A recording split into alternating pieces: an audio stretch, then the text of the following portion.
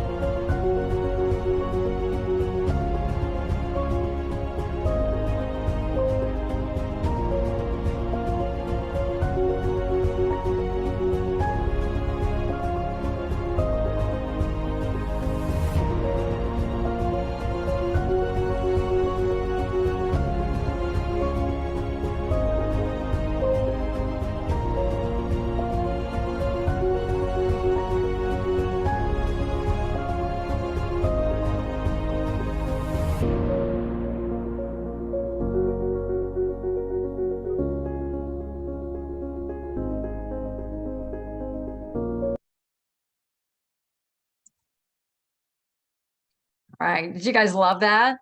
Then first time I saw it, I was like hanging on for that little bear. But if you're just joining us, I just wanted to reintroduce, I don't think I caught it on the recording, but I am Dee Corchin. We are here for our Monday night team time. And you guys know me, I like to just keep it real, right? Like to talk about the hard stuff, like to talk about the elephant in the room. So I want you to put me in the comments if maybe your business is a little bit down this month, or maybe an unmet expectation of where you thought you wanted to be. Let's just be honest.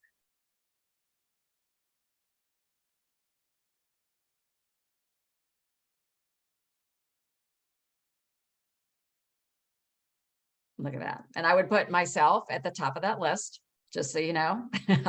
I would put myself there. Does it mean it's a bad thing? No. Number one, I wanted you to realize you're not alone. But this also isn't a season that we wallow together and go, well, you're down, I'm down. Phew, thought it was just me, that we sit back. I think that that video, that little determination video, right, this is the season where your determination, your tenacity, your clarity of your goals, what it is you want to achieve, this is where it has to come out, right? What I see so much, I'm having so many conversations right now with different people. This can be the season where we don't want this to be anxiety. We don't want you losing sleep at night. We don't want you sick over this. But what I often see is that people will swing the pendulum the other direction and be like, well, I don't really care anyway. It eases the sting of the pain, etc. But the reality is we are in the health and wellness business. And we're also, as the front line, as the coaches, we're in a sales, for lack of a better word, sales-based business. And anytime we're in a sales-based business, there's going to be fluctuation. It is normal. It is normal. I heard a great analogy today I wanted to share with you before we get into tonight's topic is, it's going to feel at times, and I think right now is a perfect description of it, that you are like a Jeep going up that mountain, right? So maybe it's snow or maybe it's mud and you're stuck, right? And you're spinning your wheels. Do you feel like you're doing your things and you're whatever, and you're spinning your wheels? So there's really a couple of different ways we can approach it, right? We can take our foot off the gas, right? Like just take the foot off the gas, let it stay there in neutral, and you're going to slide down that hill, and it's going to be harder to get back up it. The other mistake that we tend to make is that we floor it, right? We floor it. We start putting out all the posts and we start doing all the things and we get frantic. And that, I feel like you give the analogy of a Jeep, you're going to be like spinning your wheels, you're slapping mud all over the place, and it's messy and it's icky and it's dirty and it doesn't feel good. Or the third is what we're going to talk about tonight. The third is we're going to keep that foot on the gas, right? I think more than ever now, consistency is important. The way that we show up in the world is important. The energy we're putting out there. And most importantly, the way that you are branding yourself, the way that you're delivering what it is that you have to offer.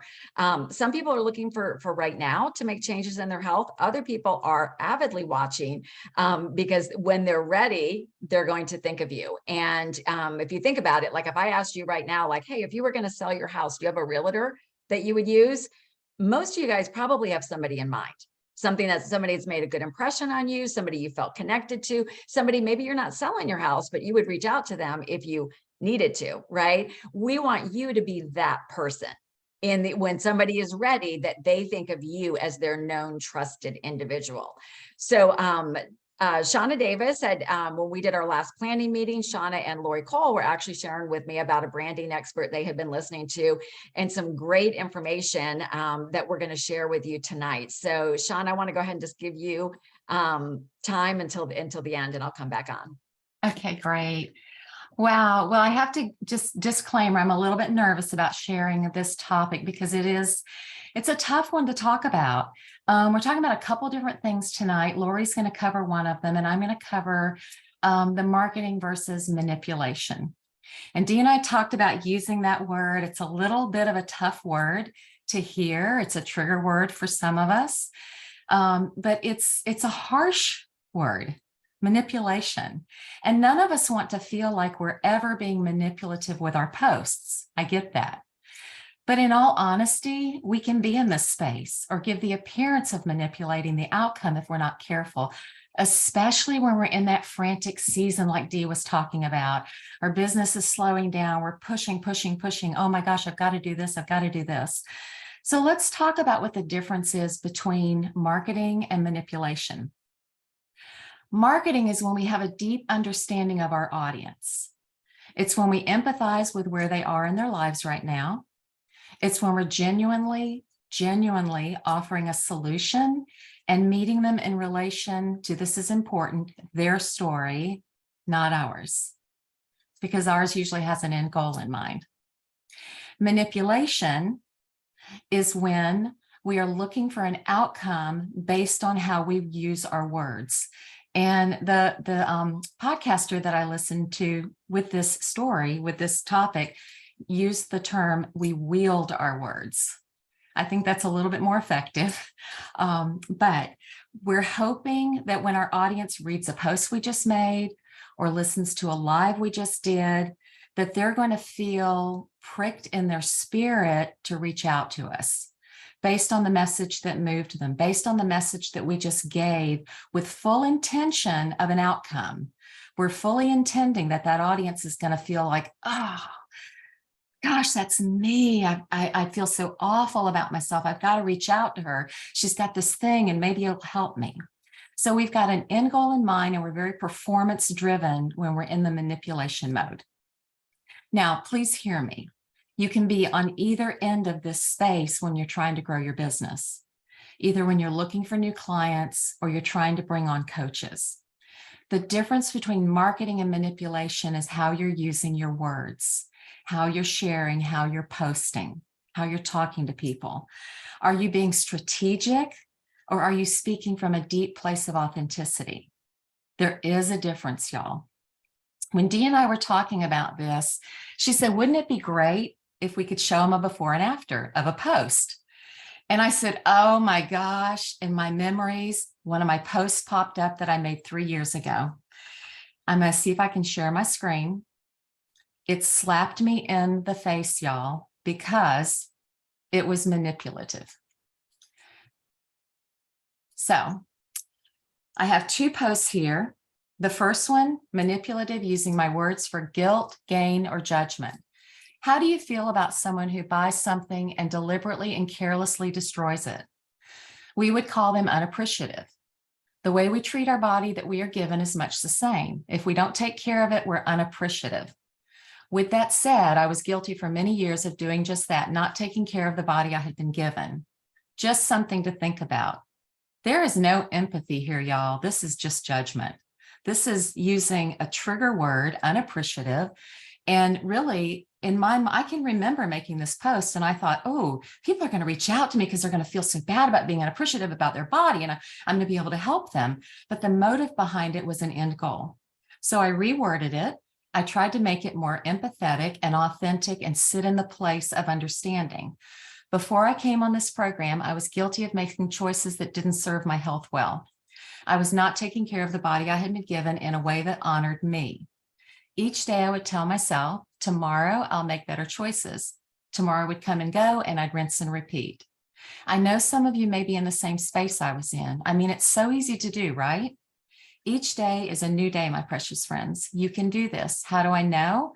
Because I'm right there with you. Each day is a new day to make choices that honor my health. Now, when you look at those 2 posts, you can kind of feel the difference, right? The first one was yucky. I mean, when I reread it, I was like, oh my gosh, I'm so embarrassed that I even made that post because it reeked of manipulation to me.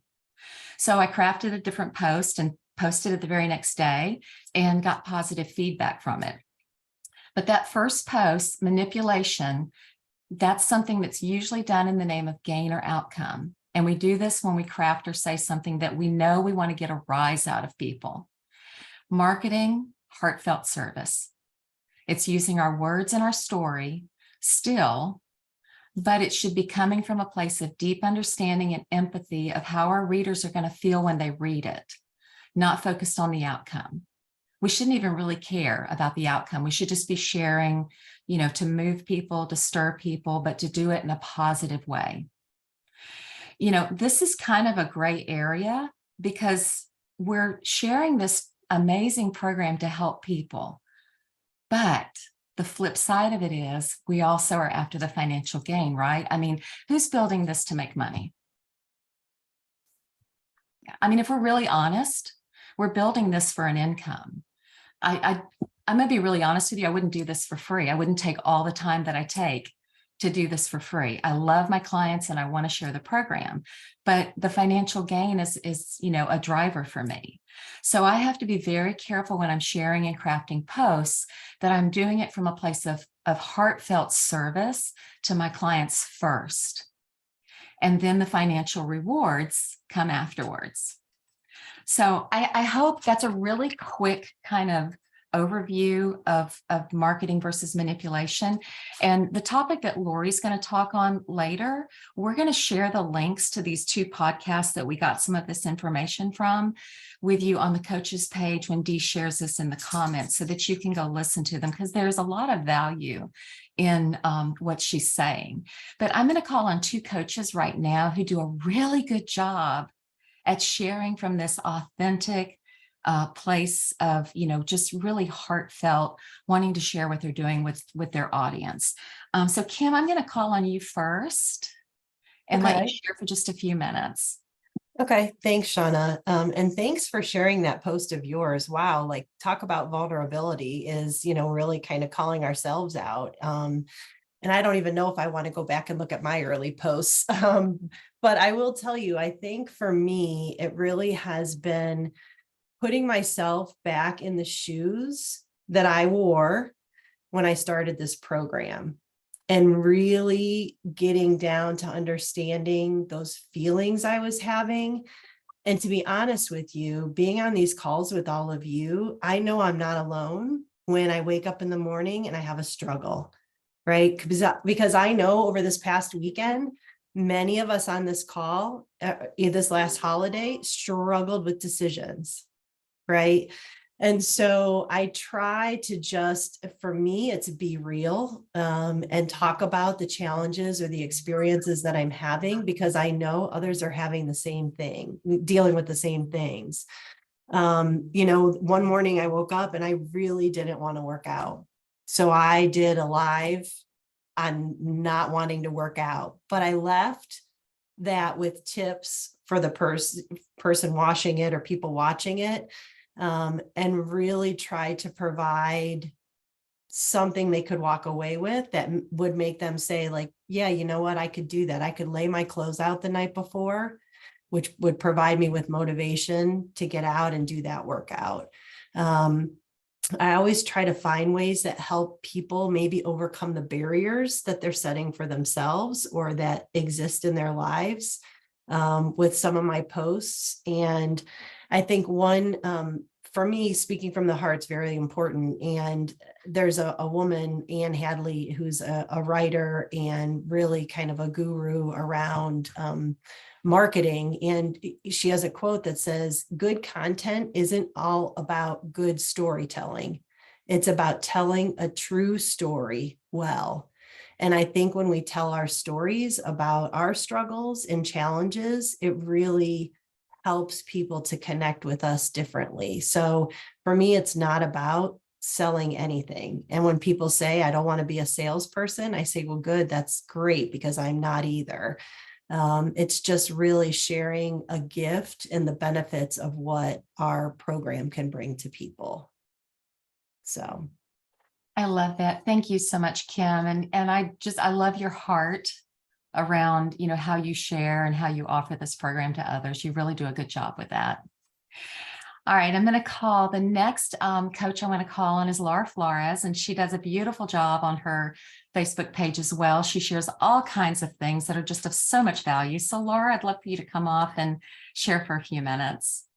Thank you, Shauna. Thank you so much for asking me to speak tonight. So this is something I was actually kind of excited to talk about because this was actually a reason that I didn't want to coach, was because I had a lot of fear surrounding sales and being salesy and being manipulative. And like, I never wanted to feel like I was trying to trick someone or talk them into something or anything like that. So what I quickly found is that that's really not at all what our organization is about. So that was really exciting for me. But some tips that I have for just trying to be more on the marketing side versus being manipulative. When I'm sharing my story, I'm always writing from the heart. I'm just trying to capture how I'm feeling now and how I was feeling before. And I really try and kind of like what Kim was saying, I try and really get to how I was feeling before I was on program, because I want to be able to relate to people who were feeling the same way, so that I can show them that I have something that can help. And also just sharing, this is kind of similar to what she said too, but sharing the good and the bad, because I think that is so important, because when we have this squeaky clean feed and everything that we post is just all great and the program is so awesome and life is so awesome, everything is so awesome, it just doesn't really feel real. So sharing the good and then also sharing the bad or the hard, but not making it gloom and doom, and still having a balance of finding a way to make it positive and offering something, some kind of solution or something about how you're fixing it or how you're working on it. But I think that's really important too, just sharing both the good and the bad. And when I'm sharing my story, what I'm trying to do each time that I post, I'm trying to create a feeling of what's possible over and over and over and over and over and over. So that's really what I'm trying to do when I'm making my posts, because I want to show what's possible and what can happen. And then something that I also like to do is use verbiage of talking about potential clients being like us doing this together, like us being on this journey together. Because even when you're in maintenance, you're still on a health journey. So you're still in it together, side by side, walking alongside each other, is verbiage that I like to use. And I also have another tip for when I'm sharing other transformation stories. So if I'm making a post about someone else's transformation, not stories are a little bit different, but if I'm making an actual post with someone else's before and after, I don't do a call to action on that post, and I don't put my job firm on that post. I let that post be all about celebrating that person and their accomplishment and their journey. So when I'm making that post, again, I'm trying to show what's possible. So not everyone has 97 pounds to lose like I did. So, and not everyone is a female in their 30s. So when I share other transformations, I want other people to see that, oh, wait, there's someone who's like me that also had success on this program. And I just want to share that, but I'm not making it about me and reaching out to me on those posts. So that was something else I wanted to share. Stories, like I said, are a little bit different. I'll do before and afters and then, do a call to action. But if it's an actual post, I just let the post speak for itself and share their story. So that's Love what I. that. Laura, thank you so much. I hope y'all heard their hearts. And I love this, the call to action to celebrate on the post that she shares. What an amazing tip for us all. Such good stuff, girls. Thank you so much for sharing. Okay, so now you get to hear from my amazing coach, Lori Cole, who I have learned so much from. And she is a master at this, attracting a larger audience authentically. She's so good with growing her audience and, just attracting more people to her page. So I want her to speak. Lori, I want you to come off mute and share your wisdom around this subject. All right. So I have to tell you, one of the things, I've been a coach for 7 years and I struggled with being authentic. I struggled with having a perfect page and a perfect story. All of those things that were just mentioned, that was me. I was like, I'm not going to share my picture. Gosh, that would mean I was less than perfect, And so I've had to really step back into speaking to the Lori Cole that needed the program.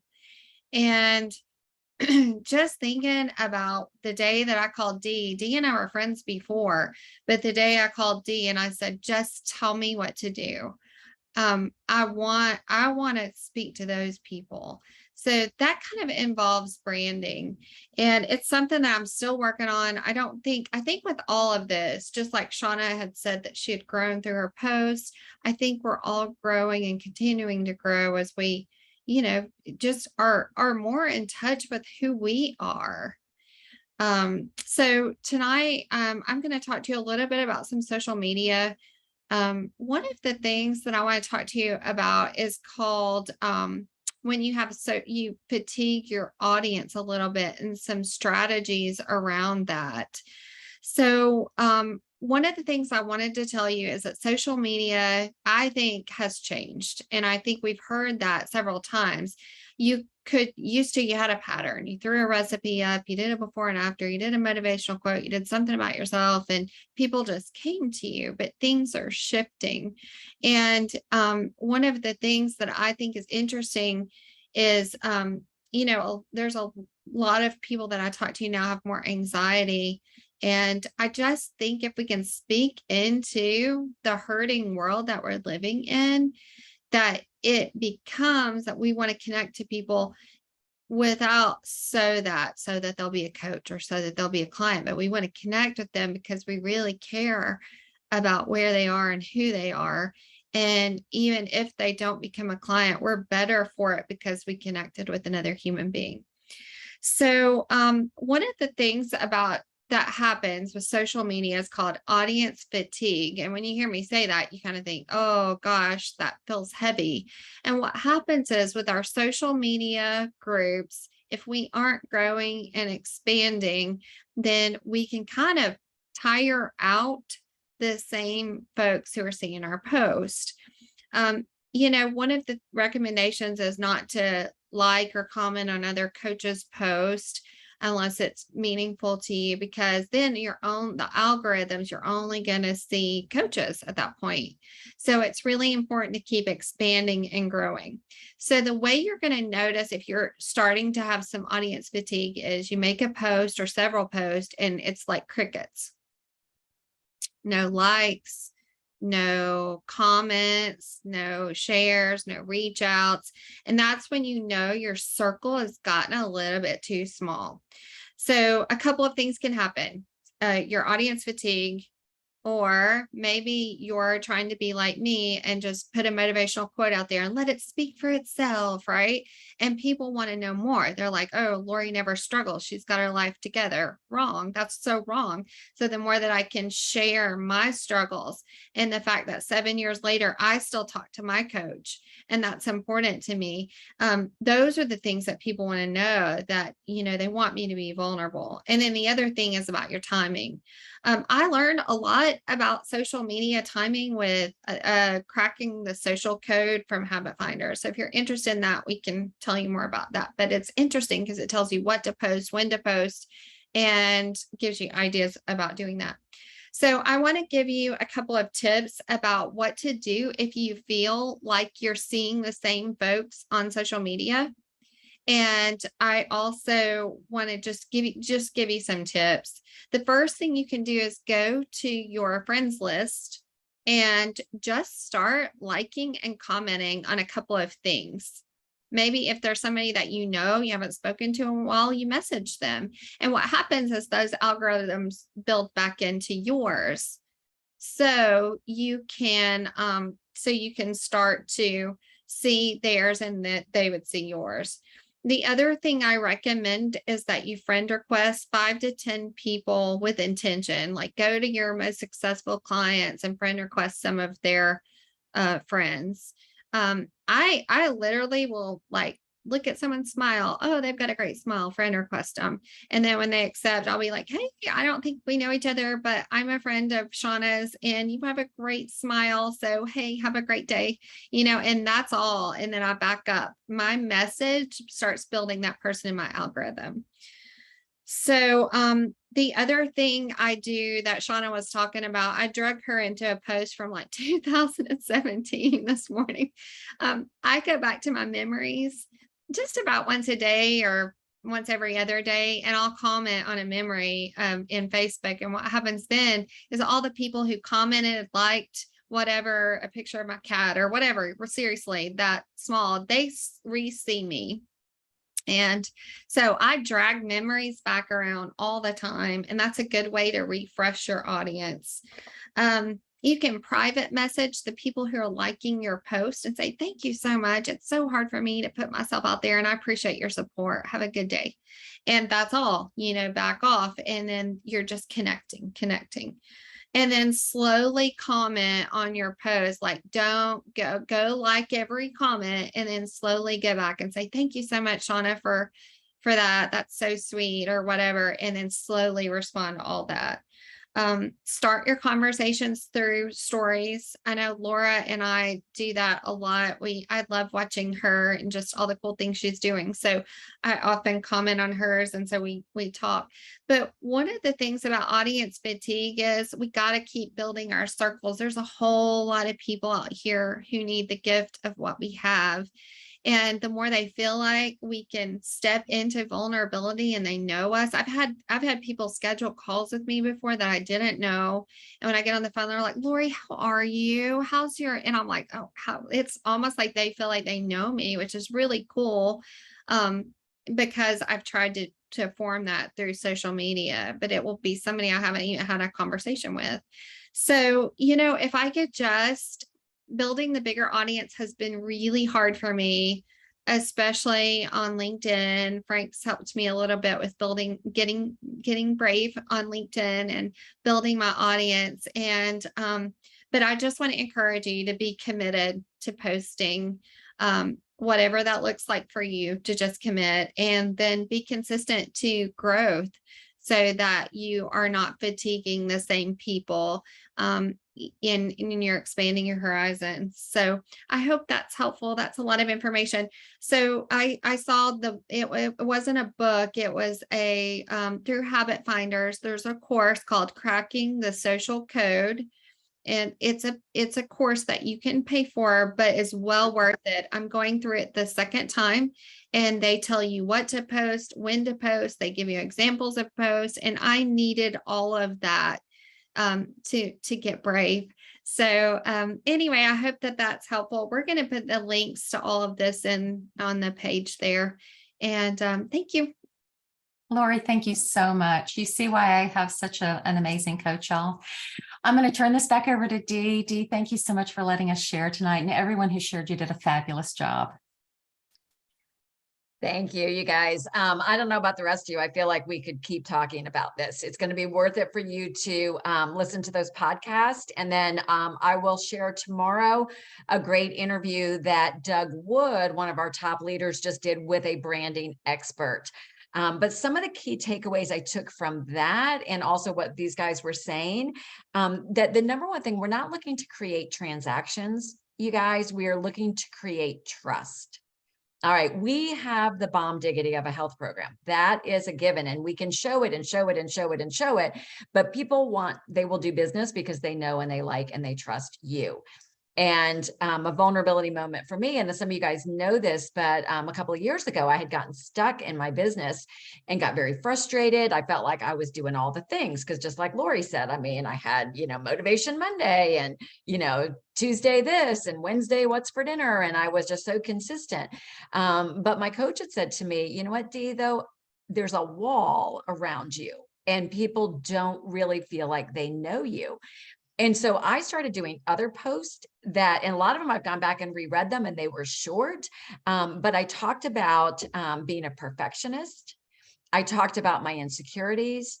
I talked about fear and having to walk through fear. And I talked about imposter syndrome. And these were things that were totally unrelated to our health program. But it was when I started exposing myself in that way that then my business started to grow, because people then felt like they could connect with me. So like Lori said, I mean, think about who you're writing a post to or who you're speaking to on a post, because it is probably you before you found Optavia. So try to get back into that space of where you were. Sometimes we can start talking too big, too radical, too big, lifelong transformation. And somebody, it just wants their knee not to hurt anymore, so we've got to get down to where they are. But I'm going to say, I want to follow up on something Laura said, and then something I heard that I don't think we can ignore anymore, you guys. The one thing I heard was that we need to deliver a message, or people need to see a message. This came from the branding guru, 12 to 14 to 18 times before they will likely take action. So we cannot be one-hit wonders on social media. We cannot just come out when, I need to do something. I mean, it's that consistency that's going to make the difference, because that's the way it is. But the other thing that he said was 90% of the internet traffic in 2023 is video. It will be video. And he said, if you are sticking to static images, you are missing out on what is working with it. So I think those will be some other things we probably need to talk about and talk to your coach, is what might be holding you back from doing video. And he talked about, this is not necessarily doing a goofy dance on TikTok. It's just getting out there. And like today, I just did something in my stories, and just did it verbally instead of typing it. It's just getting out there and being real. But I think these are the things that will make the difference. And I know the heart of all of you guys, and who, and wanting to help other people. So I think really moving with these trends and getting out of our own way is going to have to be how we do it. Because years ago when I started, we didn't even have have social media. I mean, putting a post out was a big deal. So we're just evolving. And speaking of evolving, as we wrap it up, I'm going to put the registration link in the comments. This Saturday, for every coach is invited to the big summit, which is the Business Integration and Growth Summit, or Business Impact and Growth Summit, which is this Saturday from 11 to 4 Eastern time. This is open to all coaches of all levels. It includes Dr. A, it includes Dan Bell, it includes top leaders. But the way Dr. A described it is it's going to help us help people in our changing world, because our world is changing right now. So helping how we know how to show up and how to offer to what we offer, which is what somebody said when they talked about anxiety and whatever. We are living in a really hurting world. And I think the more that we can come up and show up in a way that really serves people at the level that they need us to be there for them is going to make the biggest difference. So thank you for investing your time tonight. We do have the large group Optavia meeting that's on Monday nights. Those links are on our Facebook group, as well as Dan Bell opens his Zoom room to us at 8:45 p.m. So thank you, Shauna, for leading this awesome topic. Thank you to all of our speakers, and thank you to every one of you guys that what you're doing to make a difference for other people. So thanks so much, you guys. We'll see you next time.